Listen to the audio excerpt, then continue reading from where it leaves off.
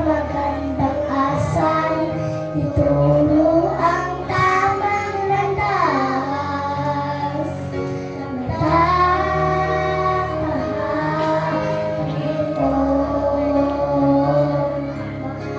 mahal kong magulang, kapatid na Kristiyano, bata man ng isip, kabayuhan ng gusto, kami mahalin niyo ng buong puso.